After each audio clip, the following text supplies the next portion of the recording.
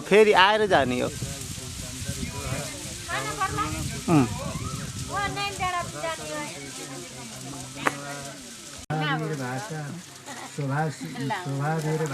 जाम ला आज विशेषरण महादेव परम लवदा पितामह नवरदंत दाता प्रदा बुद्धितो तदा परम प्रदा येने कृता मानम प्राणं तत्वार ब्रह्मांडम और विदिशम ज्ञातम तत्क्रमे अर्धनादि सर्वदि वसेन श्री जगत्शिवः नारी भागन महादेव भजन महादेव की देवादिवा परम भावन लानम की ब्रह्मा देवसुरा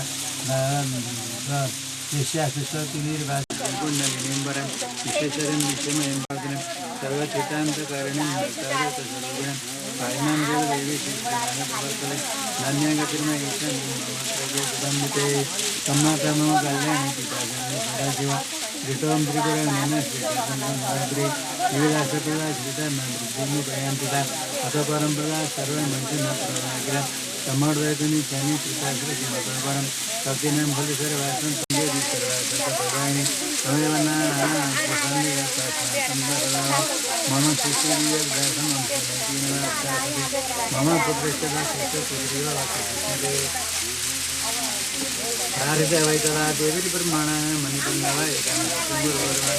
अल्ली पल्टेर एउटा बसमा चढ्यौँ हामी। यहाँ तक्सारबाट चढियो, रिडी गइयो, एकजना मान्छे त्यहाँ चढ्यो, आफ्नो आडोमा आएर बस्यो। हजुर को हो के हो भन्यो, एउटा सम्बन्ध गाँस्यो, बुटोलसम्म पुग्यो। त्यो गएर त्यहाँ उत्रन्छ, हामी फेरि अझै अघि बढेर फेरि त्यहाँ अर्को थपिन्छ, फेरि त्यहाँ सम्बन्ध स्थापित हुन्छ। यस्तै यस्तै गर्दै हाम्रो गन्तव्य त्यहाँ हुँदैन। जसरी बटुवाहरू यात्रामा हिँडेको यात्री तत्त ठाउँमा उत्रिँदै उत्रिँदै जान्छ, सम्बन्ध गाँसिँदै जान्छ, तर आफ्नो ठाउँ आइसकेपछि उत्रिन्छ र त्यसपछि उसले कसैलाई सोध्दैन, ठ्याक्कै उत्रन्छ, गइहाल्छ। त्यस्तै हाम्रो पनि यो छोराछोरी, नाता गोता, आमा छोरा, पति पत्नीको यो चाहिँ जुन सम्बन्ध छ नि, यो सम्बन्ध पनि त्यस्तै हो। एउटा समयमा आयो, पति पत्नी भइयो, समयले फेरि सन्तान जन्मिए, सन्तानहरू पनि आफ्ना अत्यन्त मायाका साथ राखियो, तर आफ्नो पूर्व प्रारब्ध अनुसार कसको कति यो समय लिएर यो संसारमा आइएको छ। कहिले आफ्ना मातापिता पहिला जन्मिएका जाने पनि हुन्छ, कहिले पछि जन्मिएका सन्तानै पनि पहिला यो संसार छोडेर जाने बेला आउँछ। त्यो चाहिँ त्यही एउटा प्रारब्ध अनुसारको हाम्रो त्यही यात्राका बटुवा जस्तै छोड्दै छोड्दै छोड्दै जाने हो। अन्तिममा जाने बाटो कसैको टुङ्गो छैन, आफ्नो आफ्नो एक्लै एक्लै जाने हो। सबै सँगै पनि जान सकिँदैन। त्यसैले यो संसारको माया बन्धन भनेको त्यस्तो चिज हो, त्यसलाई प्रारब्ध भनिन्छ। प्रारब्ध अनुसारको हामीले संसारमा भोग्नको लागि यो संसारमा आइएको छ। कति भोग गर्नु छ त्यति समयको लागि मात्र हाम्रो यो सम्बन्ध कायम भएको हो। यसैले गर्दाखेरि भन्ने कुरा यिनी कुराहरूलाई पनि बुझ्नुपर्छ र हामीले मुक्तिदाता भगवान परब्रह्म परमेश्वरको सदैव हामीले आज हो कि भोलि हो, बालक वृद्ध भनेर भन्दैन यो कालले। हेर्नु जुन दिन पनि हाम्रो चाहिँ यो आज हो कि भोलि हो, कुनै टुङ्गो छैन। त्यसैले सत्कर्म भन्ने कुरा बेलैमा गरिहाल्नुपर्छ। एउटा मृत्युले पछाडिबाट तानिरहेको छ भन्ने सम्झेर हामीले धर्म गरिहाल्नुपर्छ अरे। हेर्नु र हामी कहिले मर्दैनौँ भन्ने यस्तो भावका साथ धन सम्पत्ति आर्जन गर्नु र त्यो आफूले आर्जन गरेको सम्पत्तिको 10%ले चाहिँ सबै कुराहरू गरेर भगवान परब्रह्म परमात्माको महिमा र महत्त्वको बारेमा चर्चा गर्नुहुन्छ। र चारमुख सम्पन्न ब्रह्मा जब निर्गुण भए तापनि गुणका स्वामीको रूपमा रहनु भएको छ। भगवान शम्भुनाथ चाहिँ स्वतन्त्र ऐश्वर्य सम्पन्न भइबक्सिन्छ भनेर उहाँको महिमाको बारेमा बताउनुहुन्छ। यसरी भगवान ईश्वर महादेवलाई किन हजुरले बिर्सनु भएको, किन भगवानलाई कहिले देख्नु भएको छैन, जान्नु भएको छैन र म तपाईलाई दिव्य चक्षु दिन्छु भनेर यसरी भगवान नारायणले ब्रह्माजीलाई दिव्य चक्षु दिनको लागि भनिसकेपछि जब भगवानले दिव्य चक्षु दिइसके ब्रह्माले आफ्नो अगाडि महादेवलाई प्रत्यक्ष रूपमा दर्शन पाउनुहुन्छ र त्यो दर्शन पाएर परब्रह्म परमात्माको शिवको दर्शन पाएर उहाँले दिव्य स्तुतिहरू गर्नुहुन्छ र त्यसरी दिव्य स्तुतिहरू गरेर गरिसकेपछि भगवान महादेव अत्यन्त प्रसन्न भएर विधातालाई भन्दै जानुहुन्छ कि तपाईको स्तुतिबाट म अत्यन्त प्रसन्न भए, तिमी चाँडै मुक्त र म समान हुनेछौ, अवश्य पनि कुनै दुविधा छैन यसमा भनेर भगवानले यस प्रकारको एउटा वरदान दिनुभयो। तिमी र विष्णुलाई पनि यही किसिमले चाहिँ यो संसारको चलाउनको लागि सृष्टि गर्न यो पालन गर्नको लागि यसरी उत्पन्न गराएको हुँ। त्यसैले हे ब्रह्मा मलाई पुत्रको रूपमा प्राप्त गर्ने अर्थात् तपाईँ सबै किसिमका शक्तिले सम्पन्न हुनुभएको छ। पहिला मैले चाहिँ हजुरलाई पुत्र रूपमा पाउने अभिलाषा राखेको थिएँ, त्यसैले तपाईँको मायाबाट यसरी संसारमा यो मोहित भएर अब भएकाले मैले तपाईँ परब्रह्म परमात्मा शिवलाई आज मैले चिन्न सकिनँ, जान्न सकिनँ। हे प्रभु तपाईँको यो ज्ञान हासिल गर्न मैले सकिनँ। त्यसैले गर्दाखेरि म हजुरलाई कोटि कोटि प्रणाम गर्दछु प्रभु भनेर यसरी भगवानसँग बिन्ती बिसाउनुहुन्छ। यसरी ब्रह्माले अब नारायणसँग हेर्दै यसरी भन्नुहुन्छ, हे ब्रह्मा तिमीलाई जुन अभिलाषा राखेका थियौ, तिमीले जो अभिलाषा इच्छा जो गरेर राखेका थियौ त्यो म परिपूर्ण गरिदिनेछु अवश्य पनि भनेर यसरी को लागि यसरी भगवानले पनि यसरी बताउनुहुन्छ। र ज्ञानद्वारा अवश्य पनि तिमीले एक दिन अवश्य पनि जान्नेछौ, तिम्रो अज्ञान हटेर जानेछ र म र हरिमा कुनै भेद छैन, भेद दृष्टि कहिल्यै पनि नहेर्नु यस्तो बताउनु भयो। हेर्नु हर र हरिमा कुनै भेद दृष्टिले हेर्नु हुँदैन, किन जहाँ भगवान नारायण हुनुहुन्छ त्यहाँ भगवान शिवजी रहनु भएको छ, जहाँ भगवान महादेव जो रहनु भएको छ त्यहाँ चाहिँ शिवजीको पनि स्वरूप रहेको छ। त्यसैले गर्दाखेरि दुवै देवतालाई भेद दृष्टिले हेरेर यस प्रकारको अपहेलना गर्ने, यस प्रकारको कर्महरू गर्नु हुँदैन भनेर यिनी कुराहरू पनि यसरी बताउनुहुन्छ।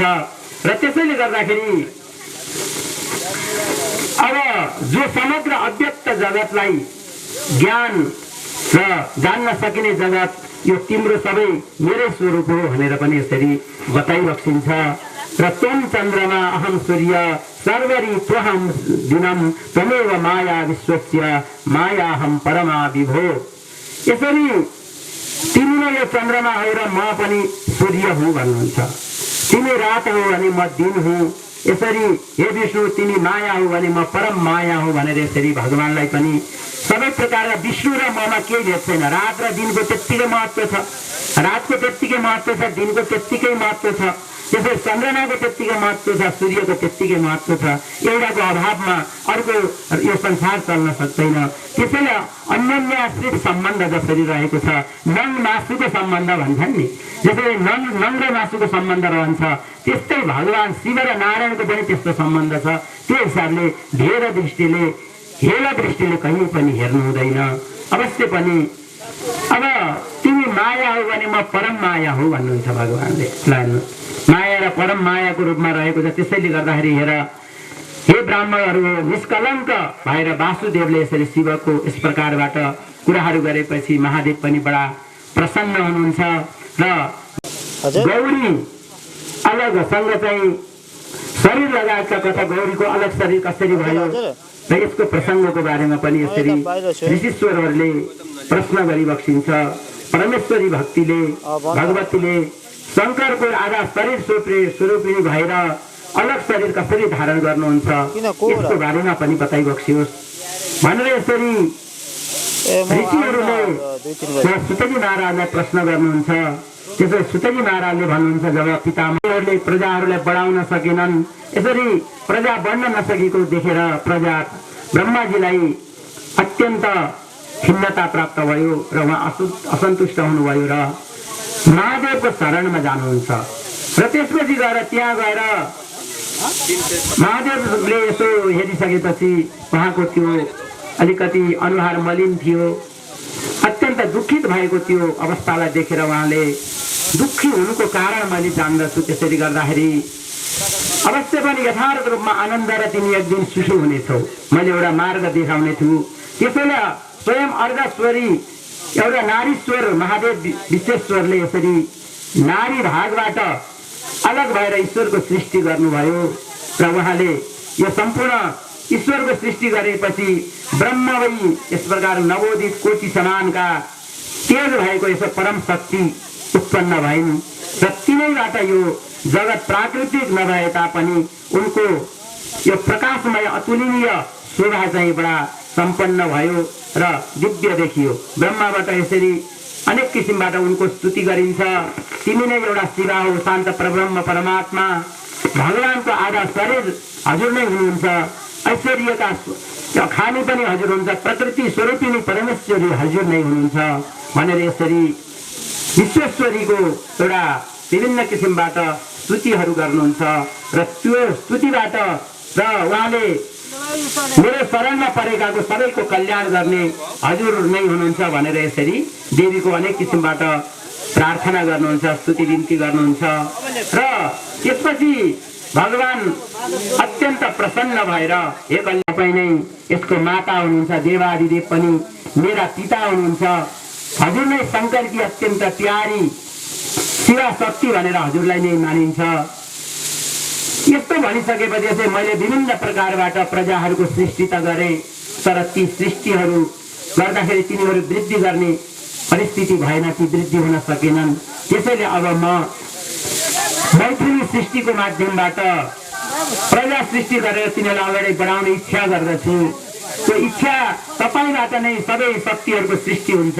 त्यसैले गर्दा हे पार्वती, तपाईँले यसभन्दा पहिले यस प्रकारका शक्तिहरूको सृष्टि गरिसक्नु भएको छ भनेर अनेक किसिमबाट यसरी स्तुति गरिसकेपछि अब उहाँले एक अंशबाट अब उहाँबाट शक्तिको सृष्टि गर्ने वरदान दिनुहोस् भन्नुहुन्छ।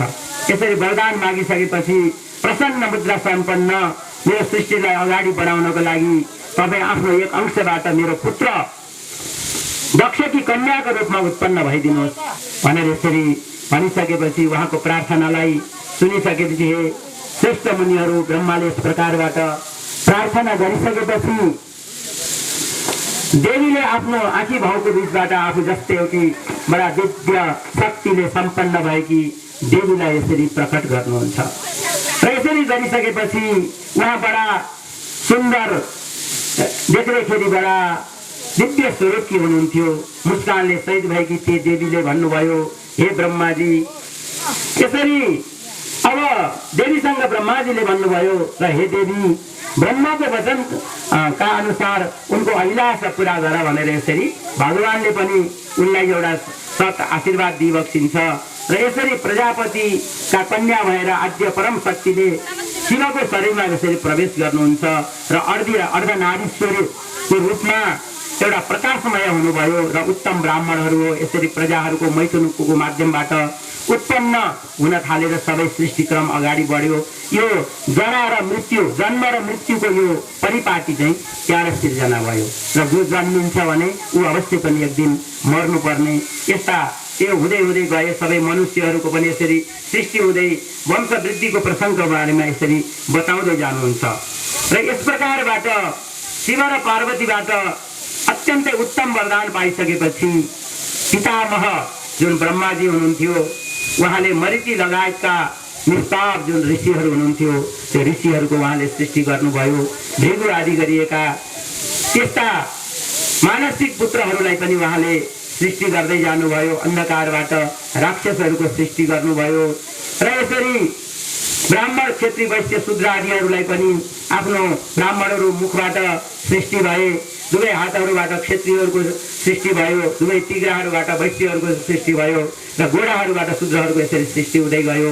अनेक वेद वेदाङ्गहरूको सृष्टि भए र यसरी मैथुनी सृष्टिको माध्यमबाट उत्पन्न हुने सृष्टिहरूको यसरी उहाँले तयार गर्नुहुन्छ।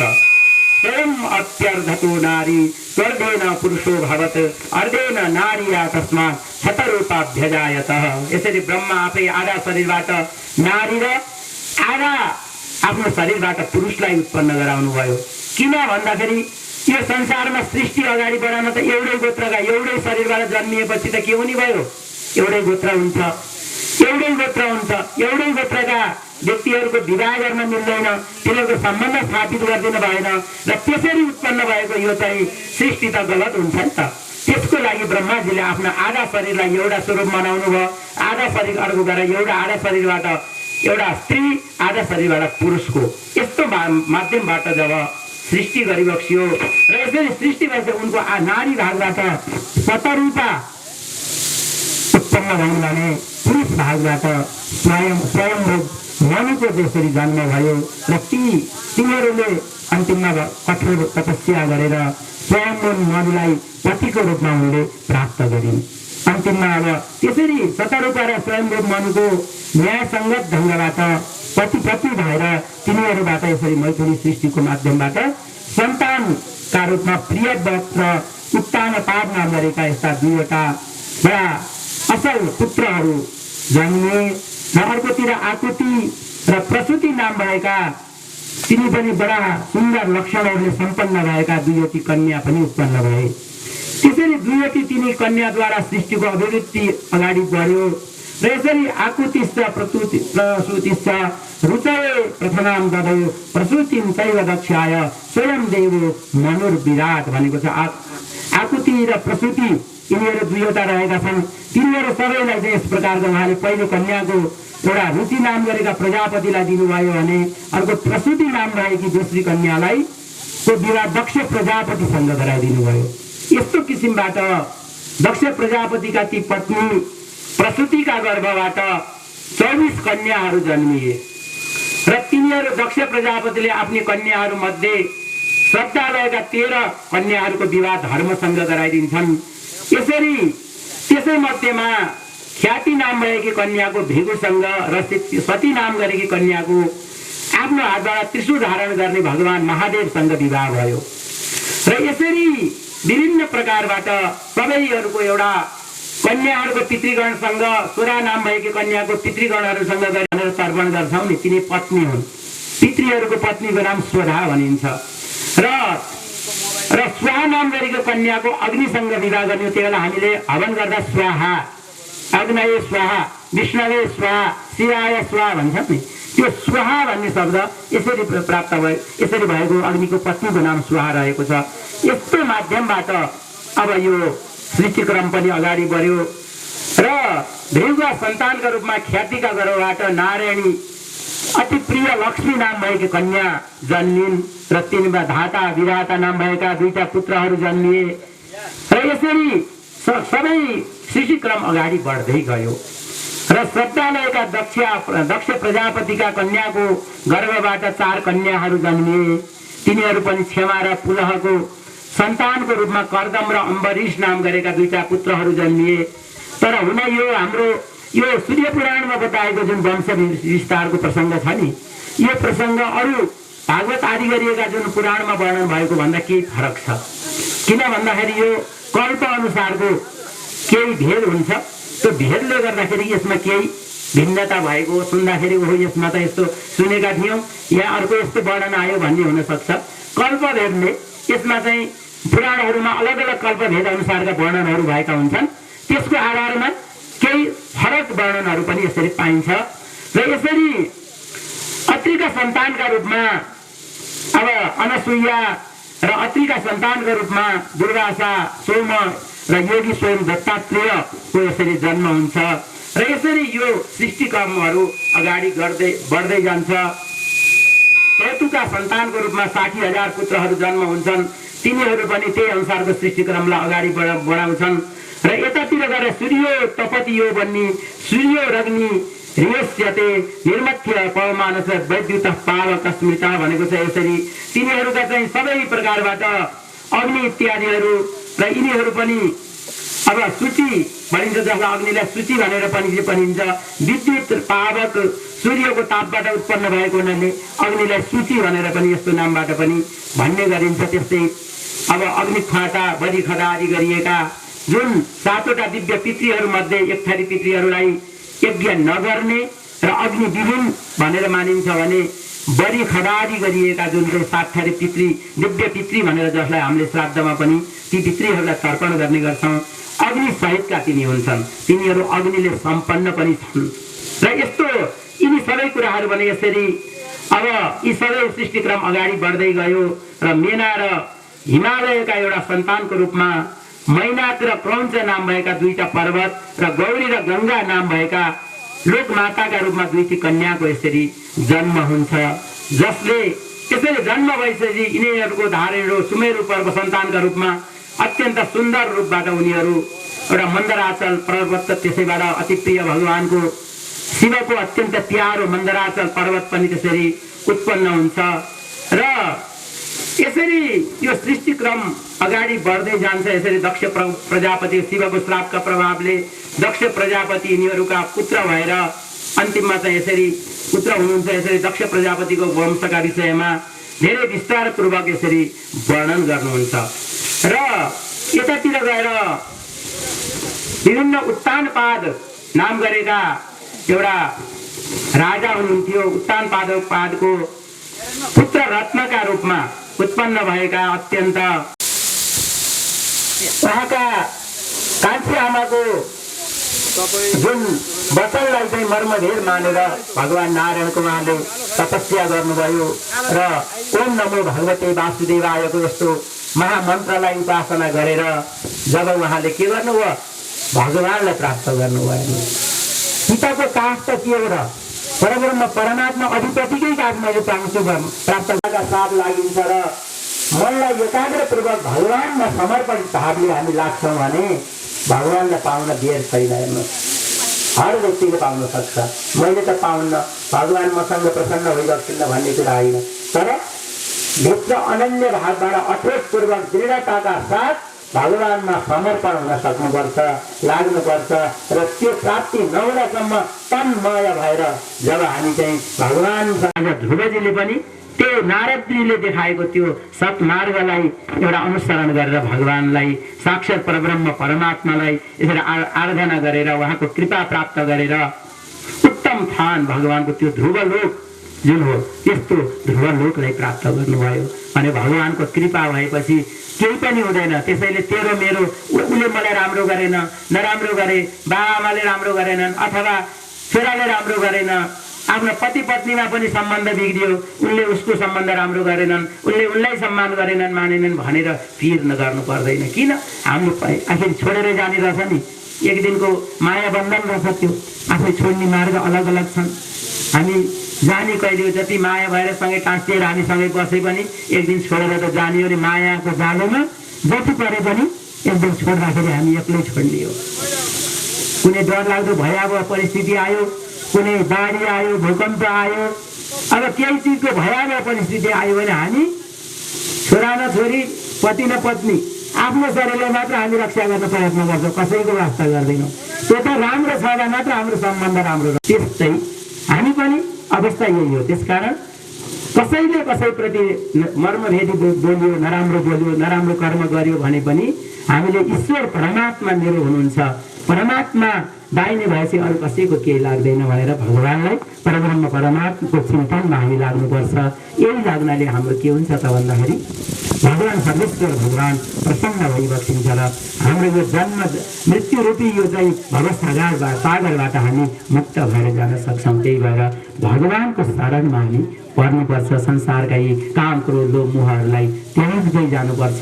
बिस्तारै सात्विक हुन सक्नुपर्छ। हेर्नुहोस्, सत्य गुण सम्पन्न नभएसम्म भगवानको परम्परालाई पाउन सकिँदैन। त्यही भएर सात्विक हुनको लागि आहार विहारमा हामीले शुद्धता चाहिन्छ। अहिले त आइरहेको छ नि, हेर्नुहोस् त, योगको माध्यमबाट एउटा आफ्नो शरीरलाई शुद्ध गराउनु, निर्मल गर्नु, पवित्र गराउनु, राम्रा प्राणायामहरू गर्दै जानु र निरोगी गराउनु, कम खानु, कम बोल्नु, चाहिने कुराहरू मात्र बोल्नु, यस प्रकारको यो भावका साथ अगाडि बढ्दै जानुपर्छ। सत्कर्म गर्नुपर्छ, असत् कर्मलाई त्याग्दै जानुपर्छ। यस्तो गरेको खण्डमा मान्छे के हुन्छ, दीर्घजीवी पनि हुन्छ र भगवान परब्रह्म परमात्मामा हामीले चिन्तन पनि बढाउँदै लग्ने। बिस्तारै बिस्तारै सात्विक भाव उदय नभएसम्म राजसी तामसी जब प्रवृत्ति हामीमा जाग्छ नि, त्यो खान आहार विहारले हामीलाई त्यो प्रभाव पार्छ। हेर्नु, यो बुझ्नुपर्छ। हामीले जे पाए त्यही खान्छौँ, जस्तो पाए त्यस्तै गर्छौँ, जस्तो सङ्गतमा हामी फस्छौँ, बोल्ने नबोल्ने कुरा बोलेका छौँ, खाना नहुने कुरा खाएका छौँ, अनि हाम्रो कसरी मन पवित्र हुन्छ, स्वच्छ हुन्छ? मन पवित्र नभएसम्म भगवानको भक्ति कहिले हुँदैन। भगवानको भक्ति गर्नको लागि आहार शुद्धि चाहिन्छ। आहार शुद्धि भयो भने बल्ल सत्य शुद्धि हुन्छ। सत्य शुद्धि भइसकेपछि हामीले परब्रह्म परमात्मालाई प्राप्त गर्न सक्छौँ। भगवानमा हाम्रो मन जान्छ बल्ल। हेर्नु, त्यही ईश्वर प्राप्तिको लागि भगवानमा हाम्रो एकाग्र मन गराउनको लागि हामीले जहिले पनि आहार शुद्धि गर्नुपर्छ। त्यसकारण हामीले सात्विक हुनुपर्छ। सबै कुरा असात्विक कुराहरू, हिंसावादी चिजहरूलाई त्याग्दै जानुपर्छ। र खाना नहुने जुन हिंसाका कुराहरू हामीले जो खाइरहेका छौँ नि यसलाई हामीलाई बर्बादतिर गइरहेको छ। त्यसैले गर्दाखेरि हामी बाँच्नको लागि जति शुद्ध वस्तुहरू थोरै खाए पनि बाँच्छौँ। हेर्नुहोस् त, संसारमा एउटा केवल जलहार मात्र गर्ने, फलाहार मात्र गर्ने, दुध मात्र खाएर बाँचेका पनि त खै धेरै मानिस हुनुहुन्छ नि। के उहाँहरूलाई त्यो सबै खान परेको छ? छैन। हाम्रो यो शरीर धान्नको लागि धेरै चिज चाहिँदैन। थोरै आहारले पनि हाम्रो यो प्राण बाँच्न सक्छ। तर प्राणको रक्षा गर्दै, जीवनको रक्षा गर्दै यो शरीर रहेन भने त हामीले धर्म गर्न पनि सक्दैनौँ। भगवान्लाई यो पाएको मनुष्य चोला हामीले व्यर्थ फाल्नु पनि हुँदैन। यो मनुष्य चोलालाई रक्षा गर्दै राम्रो आहार विहारका साथ एउटा मनलाई शुद्धि गराउँदै अनि भगवान्लाई हामीले चिन्न सक्नुपर्छ। भगवानको त्यो परम पदमा पुग्ने प्रयत्नका मार्गहरूमा हिँड्नुपर्छ, सत्कर्ममा हिँड्नुपर्छ। यो नै यस प्रकारको कुरा हो भनेर ध्रुवजीले पनि आफ्ना चैतन्य आमाको त्यो चाहिँ विषाइला कुराहरू वचनहरूप्रति वास्ता नगरेर उहाँले भगवान्लाई नै मैले प्राप्त परम पतिलाई प्राप्त गर्छु भनेर अनन्य भावले लागेपछि भगवान्लाई प्राप्त गर्नुभएको थियो। र उनी बडा खुसी हुने भयो र उहाँलाई के भन्नुहुन्छ त त्यहाँ मुनिलाई भन्दा उहाँ राजाले, हजुर जस्तो यस्तो महापुरुषलाई आज मैले भेटेँ, त्यसकारण हजुरले मलाई शिष्य रूपमा स्वीकार गरिबक्सियोस्। हे महात्मा, हजुरले मलाई स्वीकार गर्नुहोस्, शिष्य बनाउनुहोस् आफ्नो।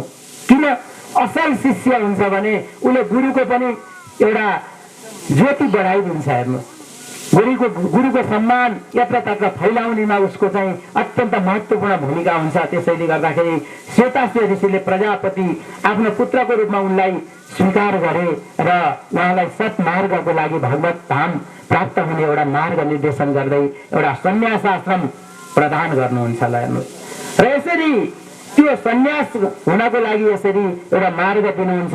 त्यही अनुसारका उनले पनि मुक्त हुनको लागि एउटा मार्ग दिइबक्सियो र यसरी रहेर भगवान्लाई चिन्तन गर्दै गर्दै काम क्रोध लोभ मोह सबै कुरा त्यागेर परमात्माको चिन्तनमा लाग्दै लाग्दै यसरी आफ्नो यो आत्मालाई परमात्मामा एकाकार गर्ने काम गर। यसैबाट अवश्य पनि तिम्रो के हुनेछ, उद्धार हुनेछ भनेर यी गोपनीय वेदले बताएका अत्यन्त महत्त्वपूर्ण कुराहरूलाई यसरी श्वेताश्व नाम गरेका उहाँ त्यस प्रकारका महामुनिले एउटा राजालाई कृपा गरिबक्सिन्छ र यसरी कृपा गरेर उहाँले पाशुपत नाम गरेको एउटा योगी बनाइदिनुहुन्छ। भगवान भोलेनाथको एउटा परम भक्त बनाइदिएर एउटा उहाँलाई त्यही अनुसारको अभ्यास गराउनुहुन्छ। भगवानको एउटा निष्ठा भएर इन्द्रियहरूलाई बसमा राख्दै एउटा सत्कर्महरू गर्दै गर्दै यसरी अन्तिममा सन्यास विधिद्वारा यो आश्रय लिएर यो संसार सागरबाट अन्तिममा भगवत रूपमा यसरी मुक्त हुनुहुन्छ।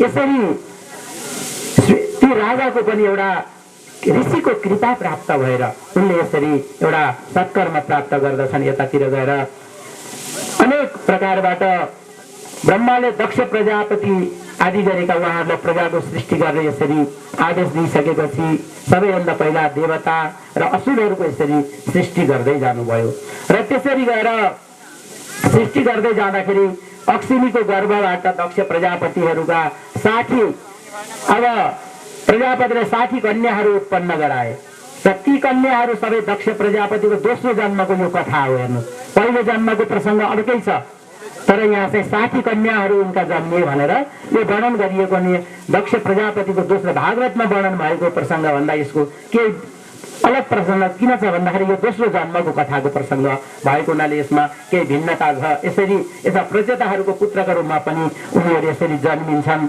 र तिनीहरूको जन्मबाट ब्रह्माका पुत्रहरू थिए, तिनीहरू 24 कन्याहरू थिए। अब यिनीहरूको पनि यसरी जन्म हुँदै गयो। अब दोस्रो जन्ममा 60 कन्याहरू भएको कुरालाई यसरी दोस्रो जन्म भनेर यसरी मानियो र तिनीबाट कश्यपबाट 13 कन्या जन्मे, चन्द्रमालाई यसरी प्रदान गर्नुभयो। यसरी दक्षका अदिति, दिति, धनु, अरिष्ट आदि गरिएका यस प्रकारका धेरै कन्याहरू भए। तिनी कन्याहरू कश्यप मुनिका एउटा पत्नीहरूको रूपमा रहे र यसरी तिनीहरू नै वैवस्वत मन्वन्तरमा गएर अदितिका एउटा पुत्रको रूपमा पुत्रहरू भए। आदित्यका नामले तिनीहरू प्रसिद्ध भए। आदित्यका नामले यसरी प्रसिद्ध भए र यिनी दिति र महर्षि कश्यपका सन्तानका रूपमा अब हिरण्य कश्यप र हिरण्याक्ष नाम गरेका दुईटा पुत्रहरू तपस्या गरेपछि वरदान मागेर उनीहरूले जलमा नमरु, थलमा नमरु, भित्र नमरु, बाहिर नमरु, राति नमरु, दिनमा नमरु, यस्तो उसले चाहिँ कसैले मार्न नसकुन् मलाई, मनुष्यले मार्न नसकोस्, देवताले मार्न नसकोस् भनेर हिरण्यकश्यपले ठुलो वरदान मागे। त्यो मागिसकेपछि अनि ब्रह्माजीले तथास्तु भनिदिनु भयो। त्यो भएर तिनीहरू अत्यन्त घमण्डी, संसारमा देवताहरूलाई पनि दुःख दिने, कसैलाई पनि उनीहरूको अहमताले साह्रै नै संसारमा ढाक्यो र त्यसपछि गएर संसारका प्राणीहरू उसले हाम्रो विनाश गरिरहेको छ। त्यसैले हामी कसरी अब उसको यो परिस्थितिबाट कसरी हामी बाँच्न सक्छौँ? हाम्रा पत्नीहरू पनि अस्त्रहरू खोसेर लगे, हाम्रा वज्र आदि गरेका अस्त्रहरू पनि खोसे, पत्नीहरूलाई पनि उनीहरूले लगे। यसरी गर्दा हामी भयभीत भएका रक्षा गर्नुहोस् प्रभु भनेर यसरी उनका शरणमा गइसकेपछि ब्रह्मा आदि देवताहरू सहित अविनाशी परमात्मा परब्रह्म परमात्मा भगवान विष्णुको यसरी शरणमा गइसकेपछि ब्रह्माले विभिन्न स्तोत्रहरूद्वारा भगवान नारायणको यसरी स्तुति गर्नुहुन्छ र उनीहरूबाट रक्षा गर्ने अरू कोही पनि छैन। त्यसैले गर्दा छिटोभन्दा छिटो यो हिरण्यकश्यपको हिरण्यकश्यपको वध गरिदिनु पर्यो प्रभु। यसरी देवताहरूका अनेक स्तुति बिन्तीहरू गरिसकेपछि हजुरले धेरै लामो समय लिनु भएन प्रभु, छिटो नै यिनको वध गरिदिनु पर्यो भनेर यसरी भनिसकेपछि भगवानको मोक्ष प्रदान गरिदिनु पर्यो प्रभु भन्नुभयो। यो भनिसके हिरण्यकश्यपबाट हामी अत्यन्त पीडित भएका छौँ। त्यसैले गर्दाखेरि यस्तो प्रकारको कुरा सुनिसके भगवान श्री नारायणले पनि आधा मनुष्यको र आधा सिंहको रूप धारण गरेर सामान्य अवतारबाट सामान्य रूपबाट गएर हिरण्यकश्यपलाई मुक्त गराउन सक्ने परिस्थिति थिएन। त्यसैले भगवानले आधा मनुष्यको रूप आधा सिंहको रूप लिएर नृसिंह रूप धारण गर्नुहुन्छ र यो रूप धारण गरेर हिरण्यकश्यपको नगरमा भगवान जानु आविर्भवो भगवान देवो नारायण प्रभु। यसरी नारायणकै रूपमा भगवानले त्यस्तो रूप लिएर अनि प्रकट हुनुभयो र त्यो हिरण्यकश्यपको नगरमा भगवान प्रवेश गर्नुहुन्छ। त्यहाँ अत्यन्त भगवान प्रवेश गरेपछि उहाँको डरलाग्दो एउटा भयङ्कर शब्द निकाल्नुहुन्छ। त्यो शब्दहरू सुनेर हिरण्यकश्यप आदि गरिएका उनले ज्यादै डरलाग्दो नृसिंहको त्यो स्वरूपलाई देखिसकेपछि उहाँलाई वध गर्नको लागि अर्थात् नृसिंह स्वरूप भगवानलाई विनाश गर्ने नराम्रो तुच्छ यस्तो मनस्थिति राखेर र उसले आफ्ना प्रहलाद आदि गरिएका उसका प्रहलाद अनुरलाद लाद आदि गरिएका वीर आफ्ना जुन सन्तानहरू थिए छोराहरू थिए ती व्यक्तिहरूलाई नरसिंहको चाहिँ एउटा सँग युद्ध गर्नको लागि यसरी पठाउँछन् र यसरी पठाइसकेपछि युद्ध गर्ने क्रममा धेरै प्रहलादको ब्रह्मास्त्र अनुरलादले वैष्णवास्त्र नाम गरेको प्रहार गर्छन्, सङ्गालले कौमारास्त्र नाम गरेको प्रहार गर्छन्, लादले चाहिँ अग्नियास्त्रको प्रयोग गरेर रुख चाहिँ लथालिङ्ग भटालिङ्ग भइसकेपछि गृहीत्वा चतुरः पुत्रान् हस्ताभ्याम नरकेसरी यसरी तिनै चार पुत्रहरूलाई हिरण्यकश्यपका चार पुत्रहरूलाई आफ्नो हातमा भगवानले लिइबक्सिन्छ र लिएर अनि आकाशबाट पृथ्वीमा पट्कनको लागि तिनीहरूलाई पछार्नको लागि भगवानले जब उद्यत गर्नुहुन्छ त्यति बेला यसो प्रहलादलाई पूर्व जन्मको यसो स्मृति हुन्छ अरे भगवान अब अतुलनीय तेजले सम्पन्न भएका नरसिंह परब्रह्म परमात्माको एउटा त साक्षात् नारायण भइबक्सिन्छ। भगवानको यो नारायणै रूप हो भन्ने यस्तो ध्यात्वा नारायणम देवम बारया मास वानरान् यसरी प्रहलादजीले यहाँ त साक्षात् नारायण भइबक्सिन्छ। यहाँलाई हामीले यसरी अस्त्रद्वारा प्रहार गर्नु हुँदैन, हान्नु हुँदैन। त्यसैले गर्दाखेरि रोग युद्ध गर्नलाई उहाँले निवारणहरू गर्नुहुन्छ। एस नारायण योगी परमात्मा सनातन यहाँ साक्षात् परब्रह्म परमात्मा भइबक्सिन्छ। त्यसैले यसरी यहाँलाई हामीहरूले यसरी अस्त्र प्रहार गर्नु हुँदैन भनेर भगवानको दिव्य स्तुतिहरू गर्नुहुन्छ। भगवानलाई यसरी एउटा परब्रह्म परमात्माको एउटा स्तुति बिन्तीहरू गर्दै गर्दै अनि भगवानलाई के भन्नुहुन्छ भन्दाखेरि ओम नमो भगवते वासुदेवाय ओम नमो भगवते वासुदेवाय ओम नमो भगवते वासुदेवाय ओम नमो भगवते वासुदेवाय वासुदेवाय भज वासुदेवाय वासुदेवाय भज वासुदेवाय ओम नमो भगवते वासुदेवाय ओम नमो भगवते वासुदेवाय ओम नमो भगवते वासुदेवाय ओम नमो भगवते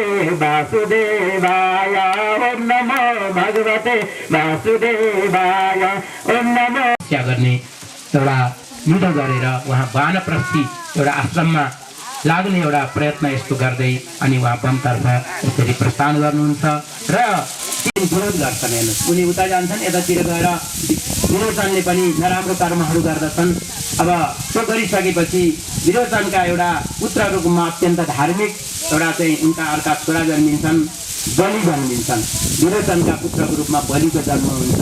ती बलि पनि भगवानका अत्यन्त परम भागवत एउटा रूपमा उनी रहन्छन्। उनले चाहिँ अन्तिममा उनको सत्यतालाई जगाउनको लागि भगवानले यसरी पावन अवतार लिएर अनेक प्रकारका उनका 3 पाइलाको रूपमा भगवानले माग्नेहरू उत्पन्न भए र तिनीहरू पनि सन्तान बनाउने अभिलाषा लिएर कश्यप अत्यन्त कठिन तपस्यामा एकाग्रपूर्वक तपस्या गर्नको लागि उनीहरू लागे र यसरी यी कर्महरू सबै गर्दछन्।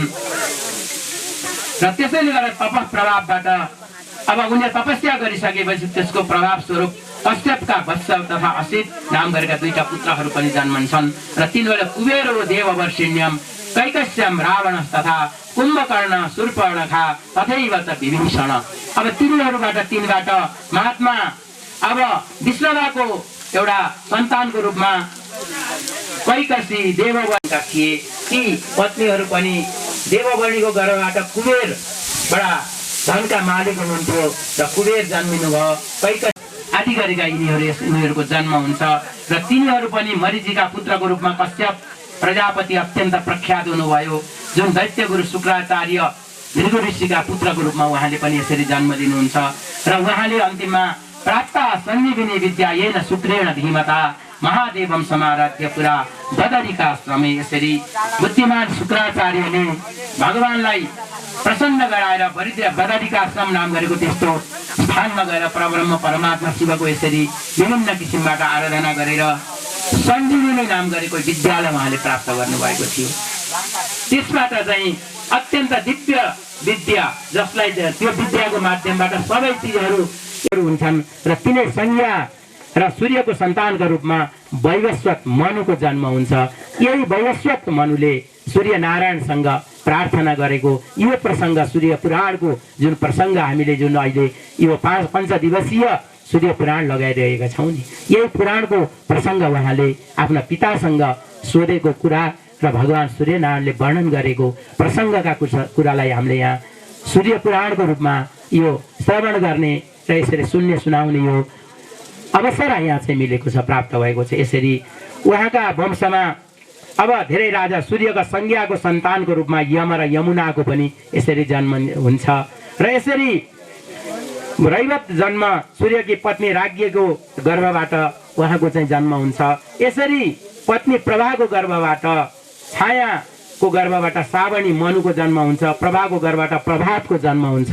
यसरी विभिन्न प्रकारबाट यो सृष्टिक्रम अगाडि बढ्दै जान्छ र वैवस्वत मनुका इच्छाको नाभ धृष्ट सरियाती नाभाग आदि गरिएका तेजस्वी जुन पुत्रहरू यसरी 9वटा पुत्रहरू जन्म हुनुहुन्छ र यिनैका पुत्री रत्नीको रूपमा इला ज्येष्ठा वरिष्ठ आदि गरेका 3वटी कन्या पनि जन्मिनुहुन्छ र उहाँहरू अत्यन्त प्रसिद्ध भएर लोकमा आफ्ना आफ्ना तत्त सत्कर्महरू गरेर सबै लोकलाई लोकरञ्जित गर्ने काममा उहाँहरू लाग्नुहुन्छ। यसरी दृढाश्वका पुत्र रत्नको हरिश्चन्द्र जन्म लिएर उहाँले सत्यवादी हरिश्चन्द्रको रूपमा संसारमा साँचो बोल्ने यथार्थ बोल्ने, जस्तो दुःख परिस्थिति आए पनि जस्तो कठिन परिस्थिति आउँदाखेरि पनि कहिले पनि धर्ममा नडग्ने त्यस्तो राजाको रूपमा उहाँ परिचित भएर लोकमा विख्यात हुनुहुन्छ। यसरी हारित हुनुहुन्छ र यसै गरेर बाहुको पुत्र रत्नको रूपमा सागरको जन्म हुन्छ, जुन सगर राजा भनिन्छ, जसलाई सगर राजाको यसरी जन्म हुन्छ र यिनै महर्षि कश्यपको क्रोध रूपी अग्निद्वारा भस्म हुनुभएको थियो। किन उहाँका धेरै सन्ततिहरू जुन चाहिँ भस्म भएका थिए। किन भन्दा अश्वमेध यज्ञको एउटा अश्वलाई लगाएर कश्यप ऋषिको चाहिँ जुन आश्रममा लगाएर लुकाइदिँदाखेरि अब यिनले ल्याएर यहाँ लुकाएका रहेछन् भन्दा क्रोध देखाउँदाखेरि उनका सन्तानहरू सबै भस्म भएर जान्छन् अन्तिममा। अब उहाँहरूको अब भगीरथ राजाले आफ्ना पूर्वजहरूले गरेको जुन यसरी पाएको दुःख कष्ट र उनीहरूको उद्धार नभएको कुरालाई चाहिँ प्राप्त गरेर अनि त्यसपछि उहाँले अन्तिममा भगवतीको एउटा आराधना गरेर भगवान भोलेनाथको एउटा आराधना गरेर अनि गङ्गाजीलाई स्वयं अवतार गराउने यस्तो परम कर्म उहाँबाट भएको छ। र यसरी त्यस्ता भगीरथ राजा पनि अब दिलीपको पुत्र रत्नको रूपमा उनको यसरी जन्म हुन्छ र यिनै भगीरथद्वारा तपस्या गरिएर परब्रह्म परमात्मा शिवजीको यसरी ठुलो वरदान उहाँले प्राप्त गर्नुहुन्छ र त्यसको प्रभावबाट सदैव धेरै वर्षसम्म हेर्नुहोस् उहाँले गङ्गाजीलाई आफ्नो शिरमा धारण गर्न सक्ने वरदान उहाँले प्राप्त गर्नुभएको थियो। यसरी भगीरथको एउटा राजाको पदमा विराजमान भएर पनि उहाँले परम पावन कर्महरू सच्चा कर्महरू गर्दै गर्दै अगाडि बढ्नुहुन्छ। यसरी धेरै समयसम्म यो संसारको राज्य भन्ने कुरा जति गरे पनि पूर्ण हुने चिज होइन। यो संसारलाई उहाँले समग्र जगत इन्द्रजाल जस्तो एक दिन ठान्नुहुन्छ उहाँले। हेर्नुहोस् वैराग्य भनेको त्यही हो कि हामीहरूले पनि अलिकति वैराग्य आएन भने भगवान्लाई कहिले पनि सम्झिँदैन। अलिकति संसारमा यी सांसारिक कुराहरू भनेका यस्तै रहेछन् यसैको पछि हामी लाग्नु हुँदैन। भगवान्लाई सम्झिनलाई वैराग्य आउनै पर्छ। वैराग्य आयो भने मात्र अरू चिजहरूतिर त्यति मन जाँदैन। अन्यत्र मन नगएपछि भगवान्मै मन एकाग्र हुन सक्छ र मात्र हामीले भगवानको माला जप्न सक्छौँ, भगवानको चिन्तन गर्न सक्छौँ। त्यस्तै जसरी उहाँले यसरी अब यो संसारलाई इन्द्रजाल जस्तो मान्नुभयो। इन्द्रजाल गर्नेले हेर्नुहोस् त भर्खर गागरबाट सागर भन्छ जति पनि पानी झारेको झारे गर्छ हामीलाई रनमुल्ल पार्छ। अब पैसा झिक्यो कि त्यो हजारौँ चाहिँ हजारका नोट झिकेको छ पालेको झिकेको छ त्यसलाई त्यही पैसा हजारौँ निकाल्न सक्ने भए किन हामीसँग 2 पैसा मागेर त्यो इन्द्रजाल देखाउँछ है। तर इन्द्रजाल भनेको एकछिनको झुटो माया जस्तो त्यस्तो हामीलाई त्यस्तो भ्रम पर्ने मात्र हो। त्यस्तै यो संसारिक माया बन्धन भनेको त्यस्तै हो अरे। हेर्नुहोस् हामी एकछिन के नै हो भने मान्छौँ। यो वासना पनि त्यस्तै हो, कहिले पनि त्यो भोग गरेर सकिँदैन। संसारिक वासनाले हामीलाई फसाएको हुन्छ। यही नै यो संसार योभन्दा अर्को राम्रो चिज केही छैन भन्ने मान्छौँ हामीले। तर त्यसले हामीलाई अधोपतनतिर लैरहेको हुन्छ, भगवानदेखि विमुख गराइरहेको हुन्छ, भगवान प्रतिको श्रद्धा भक्तिबाट हामीलाई वञ्चित गराइरहेको हुन्छ। त्यसरी वासनामा हामी फसियो भने पनि हामी पनि त्यही माया जाल जस्तो एउटा इन्द्रजालमा फसे जस्तो हामी पनि यसरी फसिन्छ। त्यसैले हामीले के गर्नुपर्छ त भन्दाखेरि यी संसारिक भोगका कुराहरू विषयका कुराहरूलाई हामीले चटक्क बिर्सिएर अनि भगवानमा हामीले एउटा चिन्तन गर्न थाल्नुपर्छ। भगवानको एउटा सेवा पूजामा हामी निरन्तर लाग्नुपर्छ भन्ने कुरा यस्तै गरेर उनलाई पनि भगीरथ राजाले यस्तै राज्य भोगप्रति वैराग्य प्राप्त भयो र त्यसपछि मुनिको शरणमा गएर मुनिको एउटा कृपा प्राप्त गरेर भगवान शिवजीको एउटा पूजा अर्चना गर्दै गर्दै उहाँको कृपा प्राप्त गरेर एउटा सिद्धि प्राप्त गर्नुहुन्छ र यसपछि आफ्ना छोरालाई सबै प्रकारको राज्यको भार दिएर अनि भगवानको एउटा भजन कीर्तन गर्दै गर्दै भगवानमा एउटा एकाकार हुँदै अनि परब्रह्म परमात्माको त्यो परम्परालाई यसरी प्राप्त गर्नुहुन्छ भन्ने यिनै प्रसङ्गका कुराहरू पनि बताउनुहुन्छ। तिनैको एउटा विश्वसहका पुत्रको रूपमा खट्वाङ्ग राजा चाहिँ हुनुहुन्छ। खट्वाङ्ग राजा जसले अन्तिममा अब तिम्रो चाहिँ समय कति छ त भन्दा 2 मुहुर्त नि छैन भन्ने बेलामा अनि उहाँले अब भगवानलाई प्राप्त गरेर भगवत तत्त्वलाई प्राप्त गर्नुभएको थियो भने हामीसँग त जति पनि समय छ आजैसम्म केही राम्रो कर्म गर्न सकेका छैनौँ भने पनि आजैदेखि अब मैले राम्रो कर्म गर्छु है, भगवानलाई पाउने कर्ममा म लाग्छु भनेर लागियो भने पनि अब खट्वाङ्ग राजा त यसरी थोरै एउटा चाहिँ मुहुर्तमा मात्र पनि उहाँले भगवानलाई प्राप्त गर्नुभएको थियो भने हामीले भगवानलाई प्राप्त नगर्ने कुरा केही छैन। तर हामीले दृढ विश्वासका साथ भगवानमा हामी समर्पित हुन सक्नुपर्छ भन्ने कुराको यी कुराहरू पनि यसरी बताउनुहुन्छ। र उहाँका एउटा अब दीर्घबाहुबाट एउटा रघु उत्पन्न हुन्छ, रघुका पुत्रको रूपमा अझ राजा उत्पन्न हुनुहुन्छ र उहाँहरू पनि बडा परम धार्मिक हुनुहुन्थ्यो। राजकाजलाई सामान्य ठाउँ सम्झिएर अन्तिममा वैराग्य लिएर उहाँहरूले पनि भगवानलाई यसरी प्राप्त गरेका प्रसङ्गहरू छन्।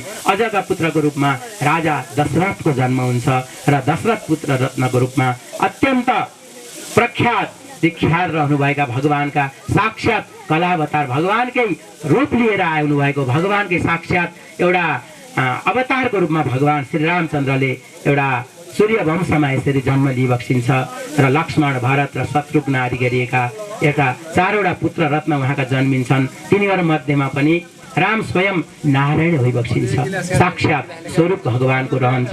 यसरी यी सबै कुराहरूका प्रसङ्गहरू एउटा वंश विस्तारको प्रसङ्ग यसरी बताउँदै जानुहुन्छ र यतातिर गएर उनीहरू सबै धर्मका ज्ञाता, अत्यन्त भगवानप्रति दृढ भक्ति हुने, भगवानका परमनिष्ठा भक्ति गर्ने भगवानका भक्तसँग यसरी विवाह गर्नुभयो। किन शिव धनुष तोडेर मात्र जानकीलाई, जसले शिव धनुष तोड्न सक्छ उसले मात्र जानकीलाई विवाह गर्न सक्छ भन्ने यसरी राजा जनकको उद्घोष थियो।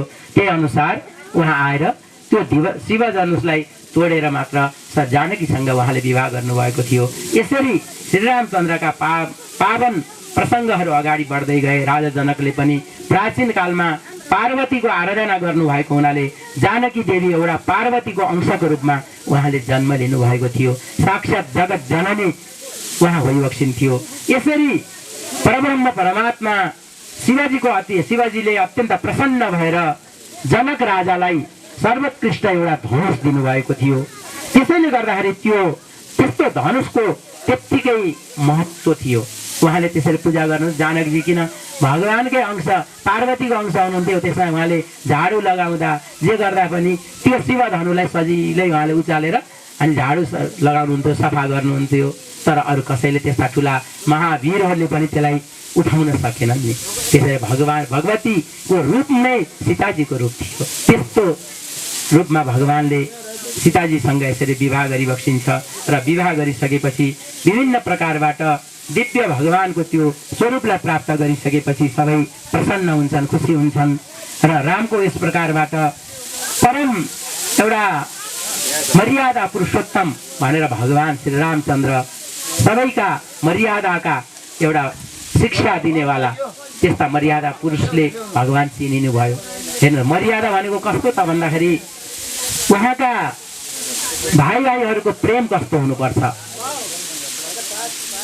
अब लक्ष्मण भरत शत्रुघ्नहरूको उहाँहरूको चाहिँ परस्परको भातृत्व प्रेम कस्तो हो त, कस्तो हुनुपर्छ भन्ने कुराको एउटा, अनि माता पिताहरूप्रति गर्नुपर्ने, छोराहरूले गर्नुपर्ने कर्म कस्तो सत्कर्म गर्नुपर्छ भन्ने कुराको पनि एउटा ज्ञान भगवानले दिइबक्सियो। त्यही भएर हामीले पनि हेर्नुहोस्, आफ्ना भाइहरूमा भातृत्व प्रेम राख्न सक्नुपर्छ। जसरी भगवानले मर्यादाको शिक्षा दिइबक्सियो त्यो मर्यादालाई हामीले पनि पालन गर्न सक्नुपर्छ। भाइहरूमा राम्रो सम्बन्ध राख्नुपर्छ, झै झगडा गर्नु हुँदैन। सानातिना कुरामा हामीले द्वेष भावना राख्ने, रिसराग राख्ने, नराम्रो सम्बन्ध स्थापित गरियो भने यो बेकार हुन्छ। हेर्नुहोस्, किन भनेपछि हामीहरू परस्परमा एक भएर मिलेर अगाडि बढ्नुपर्छ र सबै प्रकारबाट आफ्ना दिदीबहिनीहरूको सम्बन्ध राम्रो हुनुपर्छ, भाइहरूको सम्बन्ध राम्रो हुनुपर्छ। यो शिक्षा भगवानले मर्यादाको शिक्षा दिएर सबैलाई मर्यादा पुरुषोत्तम जस्तै भगवान जस्तै हामी पनि बन्न सक्नुपर्छ भन्ने कुराका यस्ता प्रसङ्गका कुराहरू, यी सबै कुराहरू दिनुभयो। र यसैले सीताजीसँग विवाह गरिसकेपछि अब दशरथ राजालाई पनि राज्यप्रति अब वैराग्य आयो। उहाँले आफ्ना उत्तम ज्येष्ठ छोरा जुन श्री राम भगवान हुनुहुन्थ्यो उहाँलाई नै एउटा राज्याभिषेक गर्ने एउटा दृढ सङ्कल्प गर्नुहुन्छ। तर यतातिर गएर एक दिन कैकेयीले भएर युद्धमा जाने बेलामा दशरथ राजालाई राज्याभिषेक गर्ने, रामलाई राज्याभिषेक गर्ने भन्ने विषयमा उनले विरोध जनाइन्। किन भन्दाखेरि अब त्यसपछि गएर मेरै छोरो जाँदाखेरि राजा हुनुपर्छ भनेर उनले त्यो वरदानको रूपमा राजालाई 14 वर्ष, रामलाई 14 वर्षसम्मको वनवास र आफ्नो पुत्रलाई राजा गराउने, राज्याभिषेक गर्ने यस प्रकारको वरदानमा मागिन्। र त्यो मागिसकेपछि दशरथ राजाले पनि त्यो यथार्थ रूपमा अब उनको वरदान अनुसारको त्यो दिइबक्सियो र त्यो प्राप्त गरिसकेपछि अत्यन्त दुखी हुँदै वर्षको लागि यसरी वनवास गएर भरतलाई पनि राज्याभिषेक गरिदिने यस्तो अठोट गर्नुभयो। र यतातिर गएर त्यही प्रसङ्गमा भगवान यसरी अनेक किसिमबाट त्यहाँ जङ्गलमा गएर भगवान बसिरहेको बेलामा सीताजीलाई रावणले यतातिर गएर अनेक किसिमबाट एउटा छल गरेर सीताजीलाई के गर्छ त भन्दाखेरि वनवासबाट नै एउटा लिएर आफ्नो चाहिँ लङ्कामा जान्छ।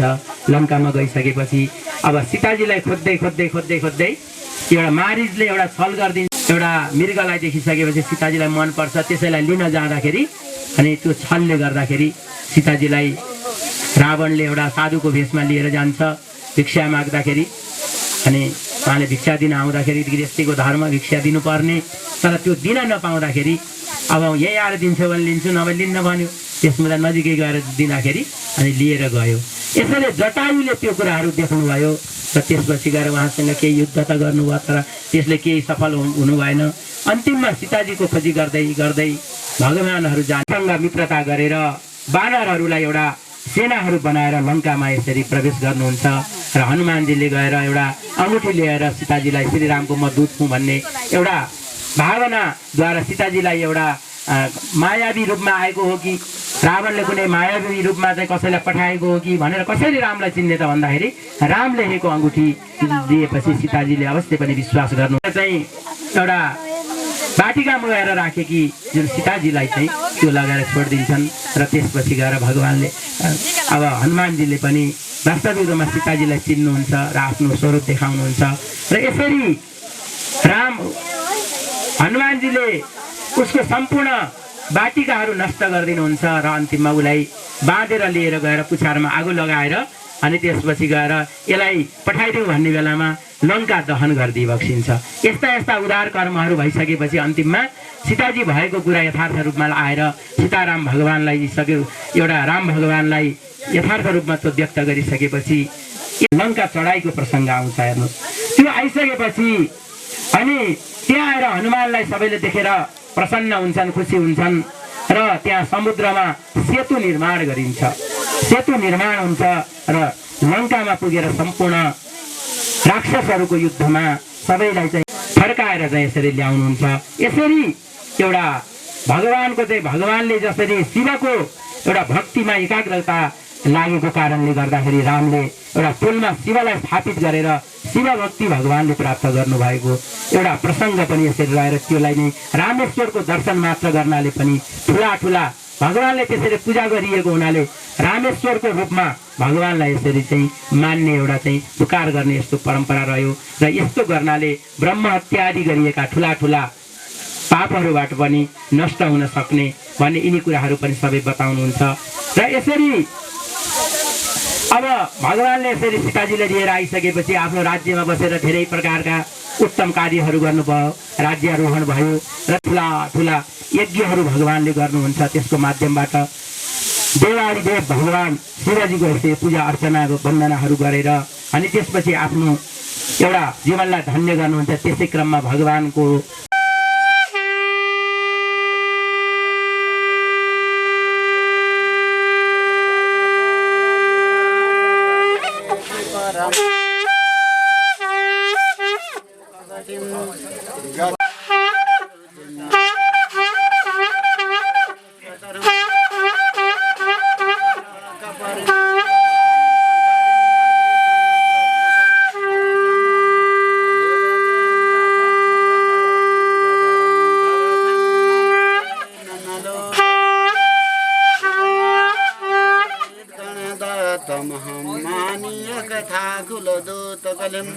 कलिताखिल दुर्जय बाहुबलं बलपल्लवशापकशं नैरणागत राक्षतमं नमसाधुकुलोत्पलचण्डकरं करपद्ममिलोत्कुसुमस्तवकं बुकदानवमारिं